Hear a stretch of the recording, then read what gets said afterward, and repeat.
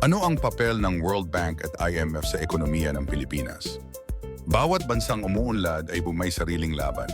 Kahirapan, kakulangan sa pondo, mabagal na industrialisasyon, pangandahaman institutainled mga krisis na dumadaan na parang bagyo, hindi inaasahan, ngunit napakalakas ng epekto. Upang harapin ang mga hamong ito, may dalawang pandaigdigang institusyon na nakaukit ang pangalan sa kasaysayan ng modernong ekonomiya. Ang World Bank at International Monetary Fund ay IMF. Para sa Pilipinas, ang dalawang organisasyong ito ay hindi lang basta mga multilateral agencies. Sa loob ng maraming dekada, sila ay naging tagapagpautang, tagapayo, tagapagpatatag ng ekonomiya at minsan tagapagdikta ng malalaking polisiya. Sa dokumentaryong ito, susuriin natin ang kanilang pinagmulan, kanilang layunin, at higit sa lahat, ang tunay na implikasyon ng kanilang mga programa sa ekonomiya ng Pilipinas. Noong malapit nang matapos ang ikalawang digmaang pandaigdig, nagtipon ang mga leader ng 44 bansa sa Bretton Woods, New Hampshire, Estados Unidos. Layunin nilang muling buuin ang ekonomiyang winasak ng digmaan at pigilan ang muling pagputok ng global financial chaos. Dito isinilang ang dalawang institusyong magtatakda ng direksyon ng pandaigdigang ekonomiya. World Bank, International Bank for Reconstruction and Development, IBRD. International Monetary Fund, IMF. Pareho ang misyon, patatagin ang pandaigdigang ekonomiya. Ngunit magkaiba ang paraan. Ang World Bank ay nakatuon sa pagunlad, infra projects, kahirapan, modernisasyon, agrikultura at edukasyon. Ito ang bangko na nagtutustos sa malalaking proyektong pangkaunlaran. Sa Pilipinas, malaki ang naging papel nito sa paggawa ng mga kalsada at tulay irigasyon at agrikultura disaster recovery, education at health programs, anti-poverty initiatives, energy development. Tatlong pangunahing gamit ng World Bank. 1. Pinansyal na pautang para sa malalaking proyekto. Ang mga infrastructure projects ay kadalasang funded ng World Bank. 2. Technical assistance, nagbibigay ng economic analysis, training at payo sa gobyerno. 3. Poverty alleviation program support. Ang mga programang tulad ng social welfare, disaster preparedness at livelihood ay sinusuportahan nila. Ang International Monetary Fund, IMF naman, ay nakatutok sa katatagan ng pera at pananalapi. Kung ang World Bank ay project-based, ang IMF naman ay stability-based. Tatlong pangunahing misyon ng IMF. 1. Monetary stability. Sino ang tumutulong kapag bumabagsak ang currency ng isang bansa? Ito ang IMF. 2. Balance of payments support. Kapag kulang ang dolyar ng isang bansa para pambayad sa import, utang o serbisyo, pumapasok ang IMF. 3.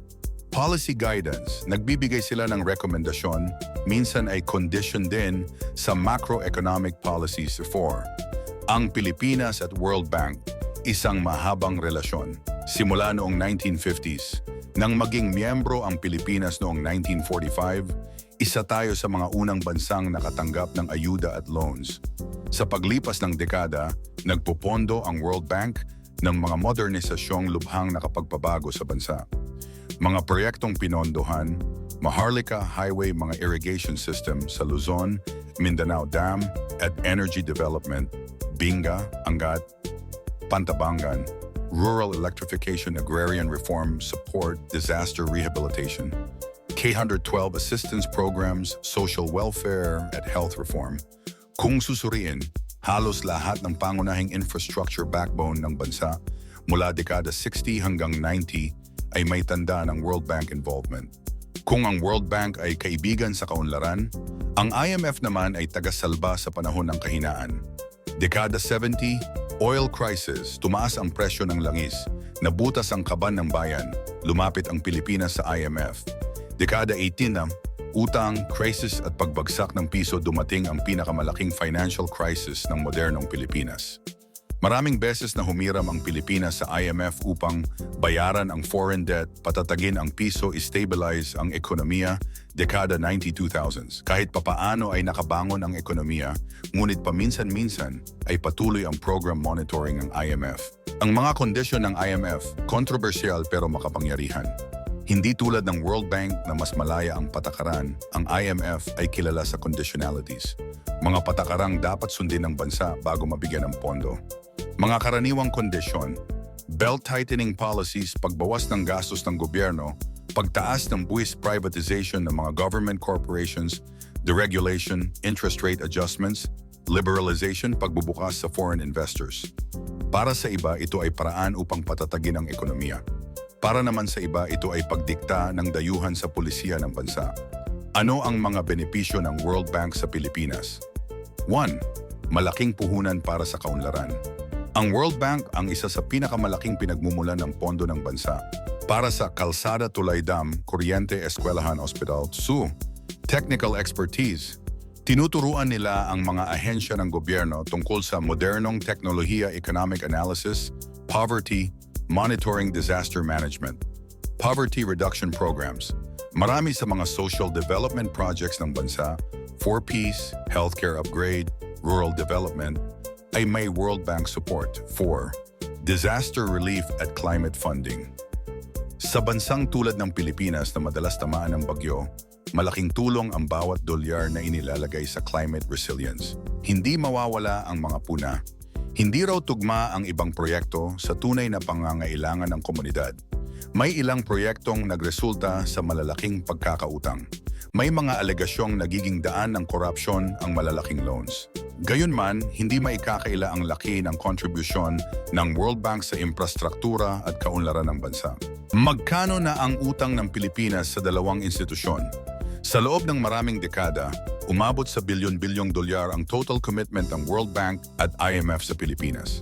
Sa kasalukuyang panahon, World Bank, nagpapatuloy ang loans at grants para sa development programs. IMF, wala ng active major loans ngunit nagbibigay ng policy advice at economic monitoring. Mas malaki ang papel ngayon ng World Bank. Ang IMF naman ay naging economic advisor na ng bansa. Maga-epekto ng IMF programs sa ekonomiya ng Pilipinas. Positibong epekto, pagpatatag ng piso noong panahon ng krisis, pagbawas ng malalaking budget deficits, pagkontrol ng inflation, pagdaragdag ng kumpiyansa ng foreign investors. Negatibong epekto, pagtaas ng buwis at pagmahal ng bilihin, pagputol sa social services dahil sa belt tightening, pagbenta ng government assets, privatization, paglawak ng foreign influence sa domestic policy. Ang IMF ay parang doktor. Minsan masakit ang gamot, nakapagpapagaling. Ngunit sa ibang pagkakataon, may tanong kung tama ba ang dosage at kung dapat bang iyon ang gamot para sa lahat. Ang epekto ng World Bank at IMF sa karaniwang Pilipino. Hindi man natin direktang nararamdaman, ang mga institusyong ito ay nakakaapekto sa presyo ng bilihin singil sa kuryente, sahod, oportunidad sa trabaho, presyo ng gasolina, kalidad ng kalsada, at infrastruktura access sa edukasyon at health services. Kapag mataas ang utang, lumalaki ang tax burden. Kapag may proyekto ang World Bank, lumalakas ang infrastructure. Kapag may IMF stabilization, kumokontrol ang inflation. Sa madaling salita, ang buhay pinansyal ng bawat Pilipino, kahit hindi niya alam, ay konektado sa desisyon ng dalawang global institutions na ito. Ang politikal na usapin, sino ba ang nakakapagdesisyon? Dito nagiging kontrobersyal ang papel ng IMF at World Bank. Maraming nagsasabi na masyado silang makapangyarihan, nakikialam sila sa domestic policies, may impluwensya sila sa ekonomiya ng mahihirap na bansa, nakikinabang ang malalaking bansa tulad ng US. Gayunman, sinasabi ng dalawang institusyon na hindi sila nagdidikta, tumutulong lamang sila sa pag-stabilize. Nagbibigay sila ng technical support, ang gobyerno pa rin ang may huling desisyon. Ngunit sa mata ng kritiko, ang conditions ng IMF at project approval ng World Bank ay tila paraan ng pag-impluwensya sa loob ng bansa. Ang pagbabago ng papel ng dalawang institusyon, sa panahon ngayon nagbabago ang tungkulin nila, World Bank, Mula sa malalaking daang proyekto, tumututok na sa digitalization, climate resilience, disaster recovery, human capital development, IMF. Mula sa major loans, tumutok sa economic advice, financial transparency, risk monitoring, governance improvement. Mas nagiging modern at mas nakatuon sa long-term sustainability ang papel nila ngayon. Habang lumalaki ang ekonomiya ng Pilipinas, hindi na tayo kasing dependent sa malaking IMF loans tulad noong dekada 80. Ngunit kailangan pa rin natin ang technical expertise at development assistance ng World Bank.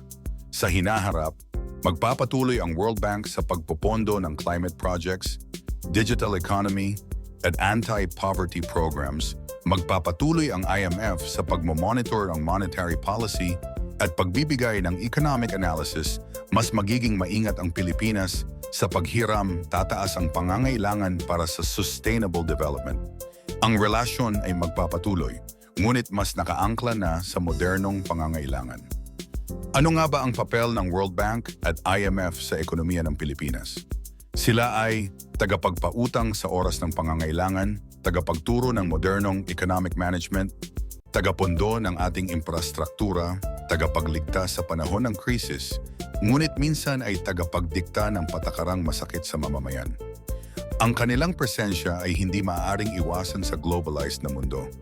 Ang hamon ay hindi kung tatanggap o tatanggi, kundi kung paano gagamitin ng tama ang kanilang tulong upang makabuo ng matatag na ekonomiya, makatayo sa sariling paa, at makamit ang tunay na kaunlaran para sa bawat Pilipino.